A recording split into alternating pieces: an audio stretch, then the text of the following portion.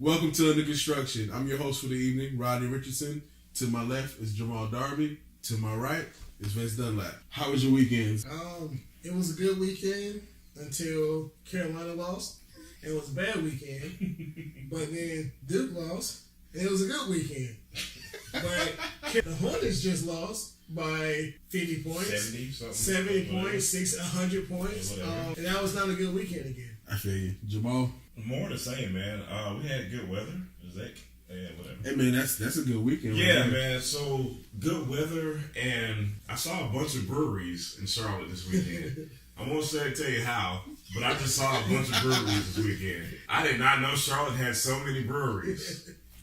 Pour up. All right, we're going to jump into our Hornets segment of the recording called the 10th pick. The Hornets finished the week 1-2. We just got the break beat out of us by Golden State. We lost to our daddy, LeBron James, and we beat the Spurs. What's your reaction for the week? I don't understand how teams like Minnesota and Sacramento and all these other bottom feeder teams can beat San Antonio, can beat LeBron in LA, and can beat the Warriors. But then when they play us, we lose by 20, 30, 40 points. I don't understand that. And that is really, really irking me right now. I don't even care about the fact that we went 1-2 this week because I think they just reassured us that we're not going to the playoffs. I don't even have a problem with that at this point, but it's how you're losing. And I don't understand how we beat the Spurs on a 4-game win streak and we somehow, some way cannot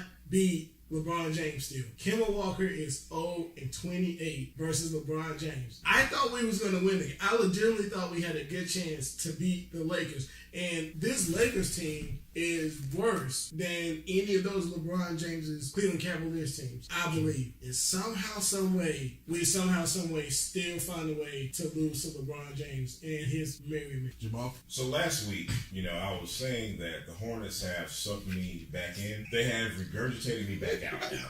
I am back to normal. I am back in Hornets misery. I am back to my emotionless, numb self. It was all good when we beat the Spurs. We were riding high, 4-game win streak. It's like, wow, man, this team looks different. I was ready to come on this show and brag about how we were going to be 2-1 because I thought we were going to lose one game this week. And I was ready. I was going to be like, man, they're doing it to us. But lo and behold, we're back to Hornets misery. Gotcha. And let me speak specifically to the Lakers game. They are not a good basketball team. I have seen so many instances in highlights where they look like they don't care, the pieces don't fit, the body language is bad, Luke Walton gets criticized on his coaching decisions, Lance Stevenson acts like an ass, and you take all that and they still do this to us.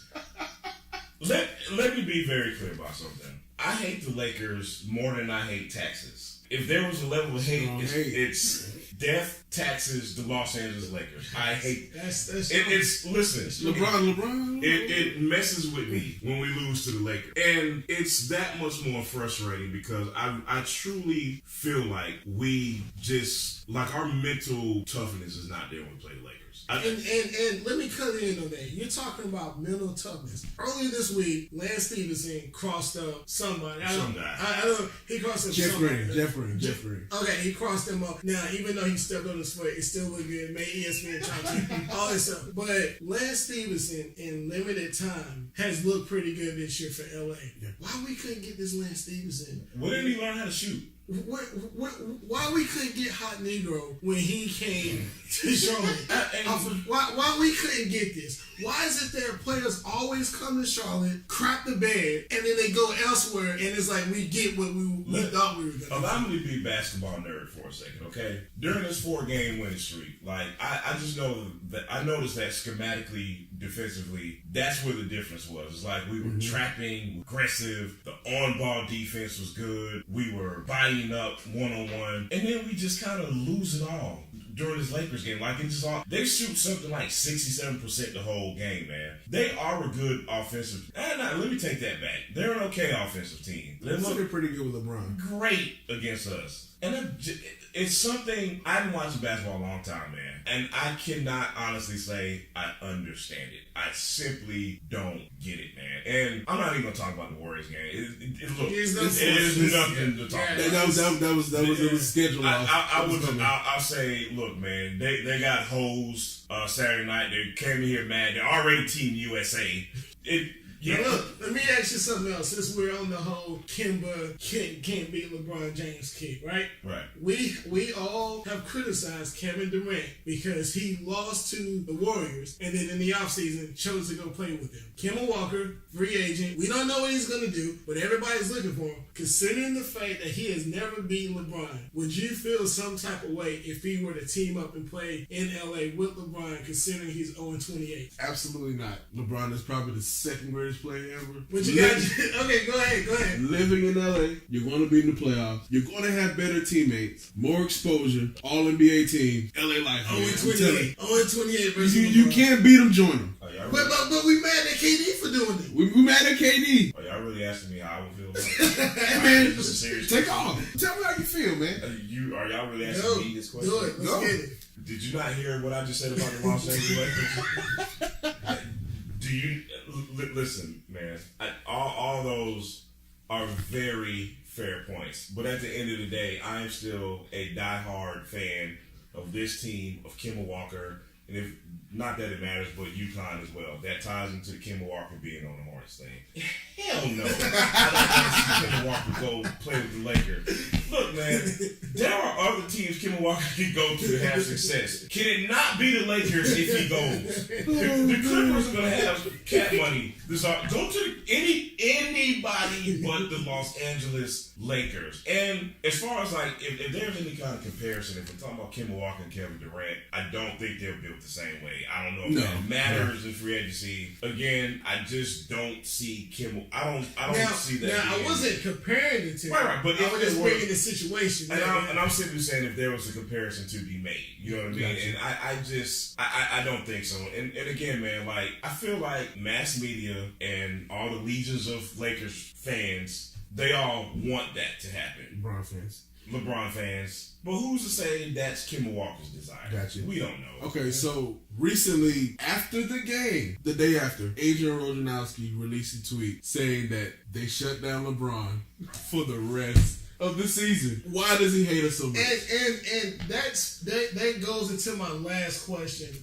Why is it that when it's involving the Hornets, it's always worst case scenario? Now, lately there's been a lot of talk about LeBron James shutting it down for the season, whether or not he should have done it because Mike wouldn't have done it, Kobe wouldn't have done it. Here's my deal. I've been a huge critic of LeBron James his entire career. I love him as a player. Love him what he's done off the court, but his on the court play, I've always been a critic. Yeah. I don't necessarily agree with him shutting down. I more so agree with Kobe, with Mike's, with those type of players.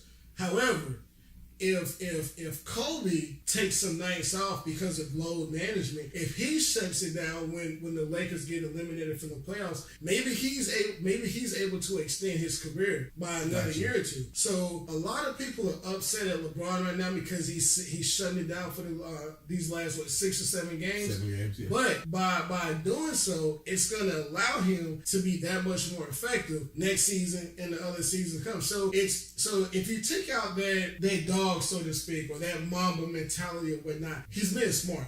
To piggyback on that, how do you feel for the fans who bought tickets to those last games? You buy tickets for the name on the front of the jersey and not the name on the back of the jersey. Hey man, LeBron is an icon, man. I'm buying tickets to see LeBron. I'm sorry. Go on YouTube. Jamal. Number one, screw those fans. Like, I have no sympathy. I have zero sympathy for any grown person who buys a basketball ticket to see one person. That's the basketball snob in me that's speaking. I don't care. I have no sympathy. Now for kids, I get it. I was a Jordan fan when I was a kid. I kind of get it. But for grown men, I could care less. As far as LeBron taking the time off, as if I wasn't angry enough at the loss to the Lakers. Then I see that tweet the next day. It's like a joke. It's just like, I think LeBron wakes up every day and sees a Michael Jordan poster and is like, how can I screw him over today?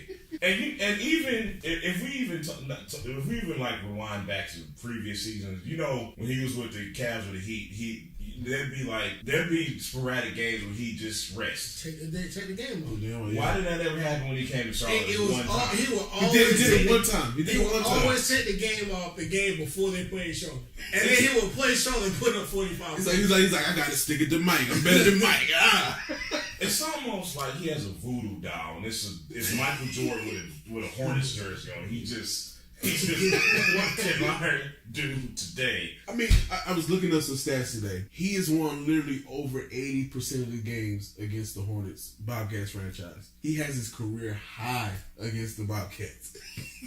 And you know it's pitiful, you know man. what's sad about that? I don't even believe that LeBron James is the type of person that says, I'm playing Charlotte today. I'm going to try and get a triple-double. I don't even think he tries it. I think he just goes out there and plays, and it just so happens that he's playing Charlotte when he's putting it on his But here's one thing you have to think about. Like, our quote-unquote core has been together a lot of LeBron James' career. That is true. It's the same people he's playing against. It's been the same defensive scheme. It's been the same, I hate to say it, kind of soft players and soft style of defense against LeBron. It's a pattern. And I just wonder, like, does management notice this? Does the coach notice it? And look, man, my whole thing is those guys get paid a lot more money and they know a lot more basketball than I do. Yeah.